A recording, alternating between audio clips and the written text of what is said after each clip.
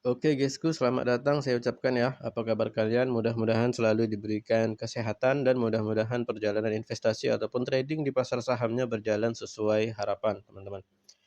Oke, langsung saja ya. Pada video kali ini kita akan membahas prospektus dari sebuah perusahaan yang sebentar lagi akan melantai di Bursa Efek Indonesia, teman-teman. Kali ini kita kedatangan PT Kokoh Eksa Nusantara Tbk dengan kode saham KOCI, KOCI ya. Untuk sektornya itu ada di properties dan real estate. Untuk periode book building ada di tanggal 7 sampai 12 September 2023 dengan rentang harga book building ada di 120 sampai Rp160 per lembar saham.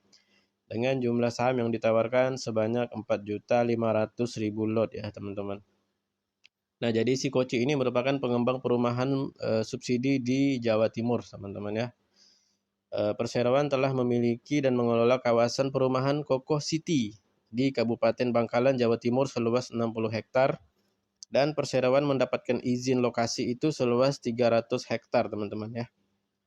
Kemudian Perseroan telah menjual 618 unit rumah subsidi dan 141 unit rumah komersil per 3 bulan tahun 2023. Kemudian ini adalah kontribusi segmen usaha terhadap pendapatan di kuartal 1 2023 ya teman-teman.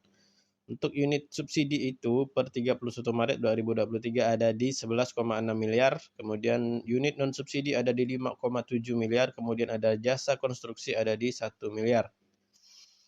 Nah, kita akan coba sama-sama bahas ya untuk si Koci ini ya. Kita akan lihat apakah prospek usahanya bagus, apakah penggunaan dana IPO bagus, apakah laporan keuangannya bagus, apakah valuasinya bagus ya, apakah si Koci ini ditawarkan ke masyarakat itu dengan harga under value, harga wajar atau over value ya. Tapi kebanyakan sih ya kalau IPO itu teman-teman memang harganya jauh lebih mahal seperti itu ya.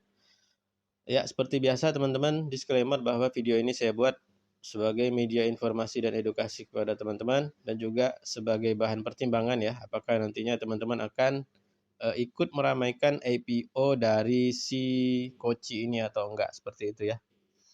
Oke, tanpa berlama-lama lagi ya, kita akan masuk ke halaman prospektus awal dari si Koci ya. Pastikan teman-teman saksikan video ini sampai selesai. Oke guysku, kita sudah masuk ke halaman prospektus dari si PT Kokoh Eksa Nusantara Tbk ya teman-teman. Jadi ini ada indikasi jadwal untuk IPO-nya si Koci ya. Jadi akan memulai masa offering itu pada tanggal 27 September sampai dengan 4 Oktober 2023 dan akan listing di Bursa Efek Indonesia itu pada tanggal 10 Oktober 2023 ya. Jadi ini akan berbarengan dengan IPO-nya si STRK ya. Kemudian kita lihat di sini adalah penjamin pelaksana emisi efek atau underwriter ya. Jadi yang akan menjadi underwriter dalam IPO Koci kali ini adalah Panca Global Sekuritas teman-teman dengan kode broker itu PG. Nah si PG ini sudah sering mengawal saham IPO tapi lebih sering itu IPO-nya join dengan beberapa sekuritas lain ya teman-teman. Jadi kalau nggak ada halangan ini akan menjadi UW tunggal sama seperti si Arta Sekuritas ini ya teman-teman. Dan si Arta Sekuritas dan Panca Global ini juga kemarin join di IPO-nya WinAir.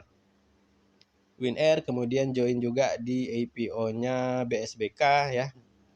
Kemudian untuk IPO lainnya si Panca Global ini juga joinan teman-teman ya. Untuk di saham JAR itu dia juga bertindak sebagai underwriter tapi join dengan beberapa sekuritas. Kemudian di IPO-nya NICL juga join teman-teman ya. Nah, jadi ini adalah kali pertama kayaknya ya si PG ini akan menjadi underwriter tunggal ya. Tapi ini juga belum pasti teman-teman karena di sini ada kolom yang bertuliskan akan ditentukan kemudian. Nah, ini bisa jadi mungkin ada penambahan sekuritas untuk IPO-nya si Koci ini ya. Nah, untuk lebih pasti kita nanti akan cek lagi di masa offering ya. total UE-nya ada berapa. Seperti itu ya guys ya. Oke, kita akan lanjut masuk ke pembahasan mengenai riwayat singkat perseroan ya. Jadi perseroan adalah perseroan yang didirikan di Kabupaten Bangkalan ya.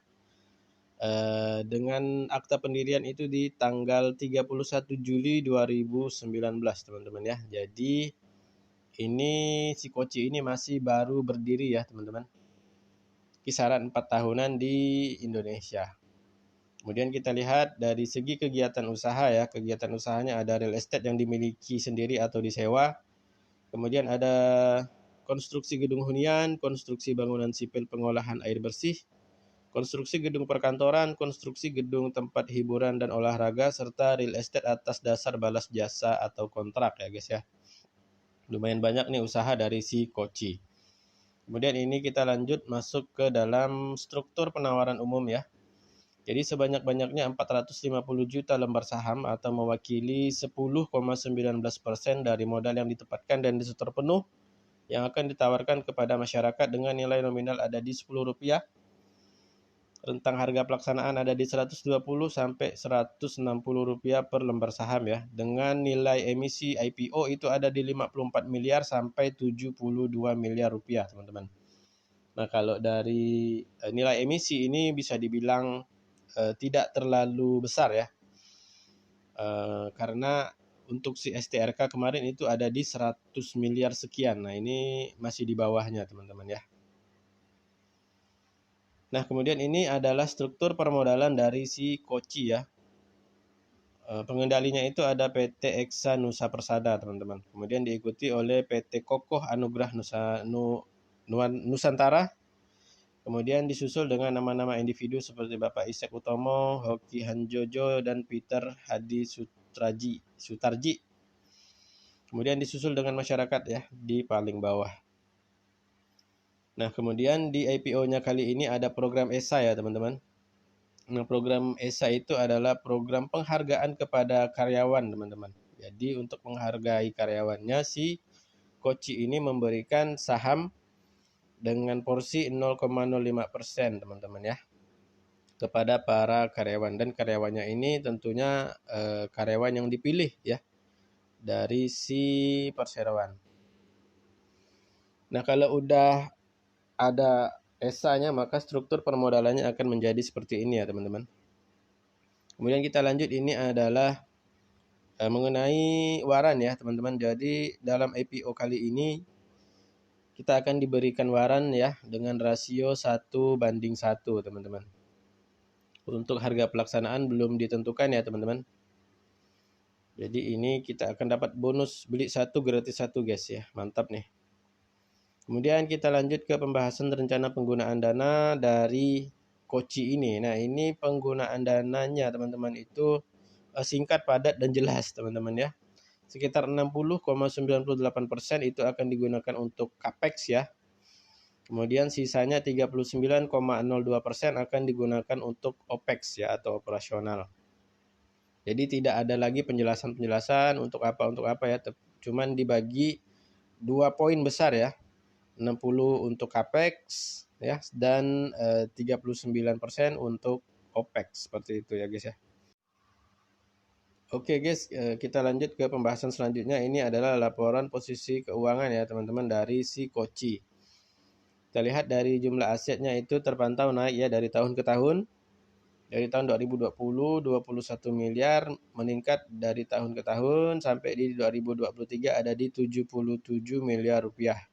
Kemudian kita lihat dari segi liabilitas ya teman-teman, itu terpantau naik ya dari 2020 19 miliar, 2021 24 miliar, 2022 28 miliar, dan 2023 sedikit menurun ya ada di 25 miliar.